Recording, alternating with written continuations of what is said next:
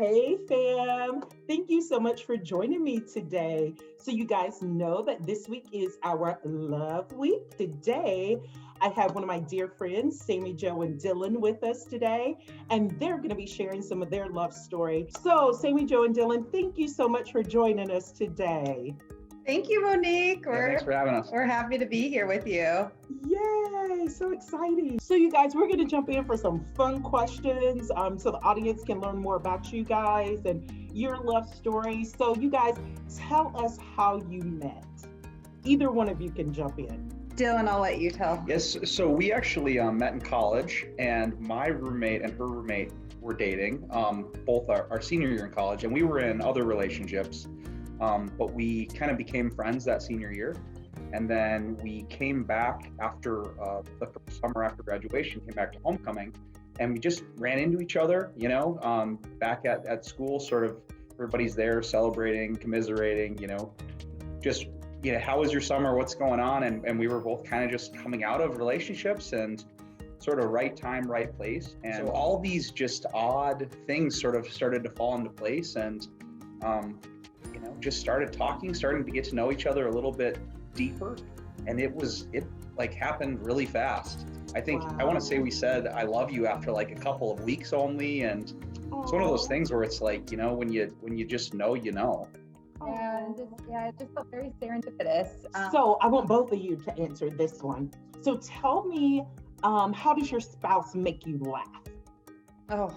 Dylan is one of the most eclectic thinkers that I've ever met. And maybe eclectic's not the right word, eccentric. And so he'll come up with things or say things that it's hard to believe something like that goes through someone's mind. So every time I hear these things, I just laugh. I mean, they're comical. And just, he's very witty and smart. And so when you add that with someone that has humor, it's just, he makes me laugh every day, which is something I hope most couples get. Yes. Sammy's very funny. I think even in the beginning of our relationship, she would have little digs at me or whatever else. And in the beginning, it was like, is this flirting? What is this? But she's just such a comedian, and honestly. Okay, you guys, now I'm getting you to get all these descriptors of each other. So if you had to describe your marriage in one word only, I'm going to take a word from each of you. What would that be? Well, I'm stealing the word. I think adventurous is a good word for us. We both love to travel. We love to try new things, whether that be food, exploring new cultures, just activity in general. So we're both into a lot of hobbies and things. And I think that's what really keeps us passionate about each other and also just growing as humans. But we actually do just enjoy doing so much of life's journey together. Okay, so here's a fun question. I know for a fact that Dylan loves to cook, and Sami Jo, you love his food. Whether you're at home or restaurant, who would be most likely to give their last bite of food? Would it be you, Sami Jo? Would you give your last bite of food to Dylan, or would it be Dylan giving it to you? Dylan, I'll let you answer this one. So I would always share my last bite with Sammy. True. I don't know that she would share any of her bites with me. Maybe the second bite, but definitely not the last. Yeah. And on top of that, she refuses to finish any beverage she drinks. I'm forced to have the last sip of whatever it is that she's got going. So I got the short end of both sides of that. Dylan is one of the best sharers. So I'm grateful for that, and I'm trying. Your daughter has helped you a lot. Because you don't have a choice. With Fiona, you have to share. Yes. So you guys, you see we have a little guest that joined us. Look at there. This is what happens out of love. We get cute little gorgeous babies here.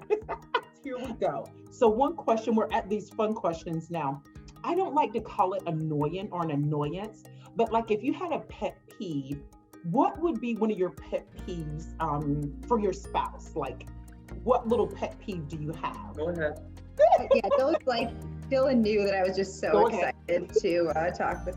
I would say for Dylan, he is very disorganized. and untidy. Oh, thank you. Yeah, just keep going. Yeah. Yeah, unfortunately, my husband here just does not have the same need for organization and like enjoyment of a tidy household. So I feel like I'm always just wandering up behind him, tidying things up. So that would be mine. Yes. I definitely have a different social appetite just for how many, the volume of relationships and how much time we need to spend in social interaction all the time. It's full. My meter gets full a lot faster with, hanging out with people. And like, if there's a weekend, I don't need to do 4 things on Saturday and then another 4 things on Sunday. Sammy gets energized by me too. all these interactions. And I do to an extent, but then it drains. So you guys, I would love for you to share a bit of advice with us, lessons that you've learned or anything like that, something that you would want to share about your marriage with other people. I think, and Sammy and I definitely agree on this. It's all about communication. It's not one person wins and one person loses. It's like, how do we all win? And I feel like whether it was, before you get married, you always do that test with the pastor or whatever. Yeah. And we were very lucky in the sense that all the things they brought up, we had talked about. We knew what we wanted, or we knew where we disagreed on things or whatever else, but we had covered off on those big rocks. And like, some conversations are tough to have. Yeah. And people just go, well, we'll just avoid that. We'll just sweep it under the rug. We'll just pretend it isn't there. Well, it's not going away. It's not going anywhere. So I don't know. We like to say that we over communicate.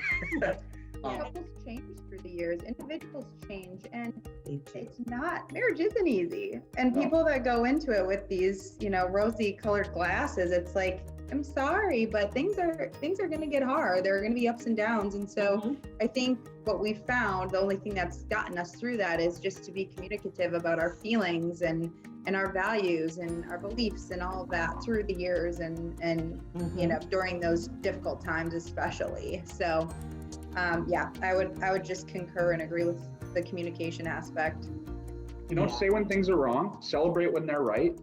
Make sure everybody sort of kind of gets what's going on. For a while. Like you said, just celebrate those victories because you're growing and it's a journey.